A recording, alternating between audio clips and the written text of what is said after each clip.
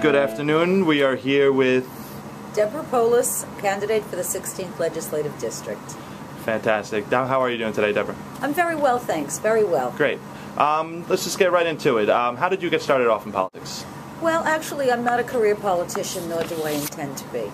I see that seeking political office is more of a privilege than it is a career.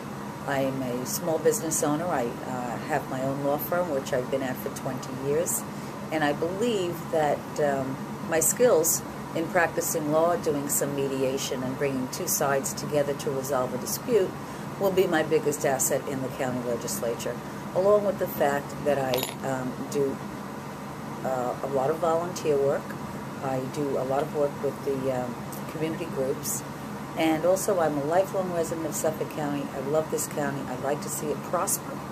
I'd like to see it grow, and I'd like to see it being managed properly. And I believe that I bring those skills to the table to bring what's best for the people of the 16th Legislative District. If elected, what would be the first piece of legislation that you would enact in 2012? Well, what I'd like to see done is I'd like to see a performance audit be put through. And that's not really legislation, but that would be more of a resolution. And the reason I say a performance audit is my focus for this first term, if I do get elected, will be the economy. I think we need to make Suffolk County government much more streamlined so that we encourage businesses to come and stay in Suffolk County and not leave. This will do two things. It will put people back to work, it will relieve our tax burden, and that will make Suffolk County's quality of life improved for the betterment of our veterans, our seniors, our children, etc. I think it would be a win-win situation for all. Now, each year a legislator receives $160,000 a year in member items for projects in his or her district.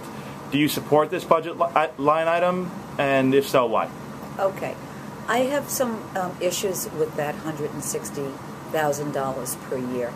We are in a state of crisis. There's $125 million shortfall in our present budget. The county is in debt to the tune of $1.3 billion. Where we can streamline and perhaps cut costs, everyone has been feeling the crunch.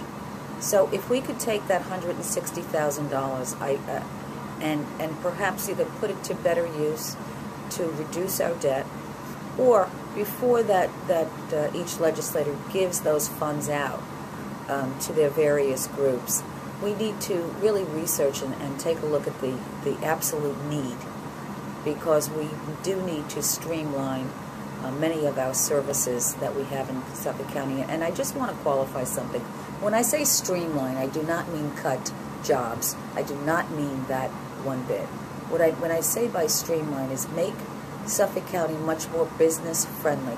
As far as those line items are concerned, $160,000 times 18 legislators, that is a lot of money. And perhaps we could at least forestall that for a year or two until we're whole again, until we revitalize our business community. Now, taxes appear to be one of the more pressing issues facing Suffolk County residents today. However, approximately 65% of average property tax bills come in the form of school taxes, which the citizens, not the legislators, vote to increase or decrease. With that being said, are taxes truly an issue in a legislative campaign? Yes, they are. Now, my opponent would probably say and boast and brag that he has not raised the general tax fund, that the legislature has not raised that. And he's right, they have not raised it. But what he fails to tell everyone is that they have raised the tax in the police fund.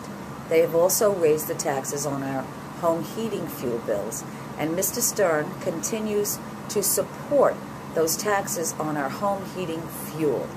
He also continues to support the taxes that are now imposed upon us for our other utilities and our cell phones. And let's not forget the MTA tax. The MTA tax has, the present MTA tax has really hurt all businesses throughout Suffolk County.